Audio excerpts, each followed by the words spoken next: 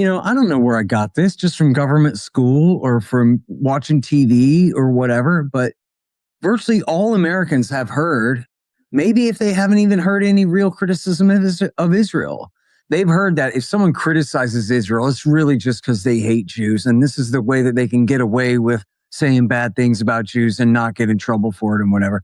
And the thing is, again, I react against that. It's so stupid and unfair when they do it to me or anybody that I know or care about.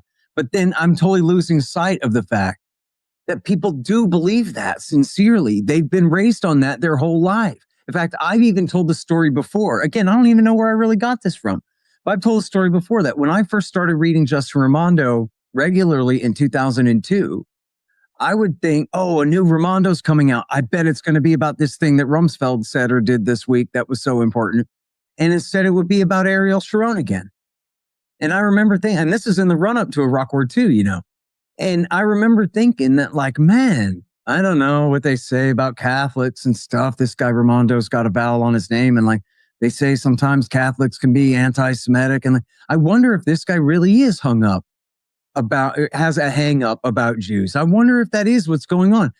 But I kept reading him and I was fair about it. And of course, I realized pretty soon that no, the reason he focuses on Israel so much is because it's really a big deal and it's really at the center of so much of what is going on here that other people just don't understand. That was why it seemed like an inordinate amount of attention being paid to me, was because I didn't already get just how crucial Israel's role was in what all was happening here. So anyway, my point being then that, like, with a decent respect to the opinions of mankind, for the people out there who are just fools, who are actually the victims of this narrative too, who are on the fearing side, that they're told, one, anyone who criticizes Israel really just hates Jews. Then they look around and they see people criticizing Israel everywhere. And instead of thinking to themselves, oh no, I guess, that's not really what it's about, they think, oh no, everybody hates Jews. Oh my God, I had no idea everybody was so anti-Semitic. So like, I'm trying to give some people a break here,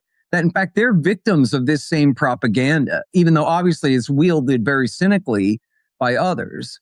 I can also imagine what it would be like to really believe that and then see this huge chorus of opposition and have no other way to explain it other than apparently these people want to kill me. Like, I'm sorry, one last statement on this, and I'm sorry if I'm repeating myself from last week, but remember when Tucker interviewed the Israeli official, the former president-elect or whatever he was, president something, and the guy said his mother raised him to believe there's only two kinds of people in this world, Jews and people who hate Jews.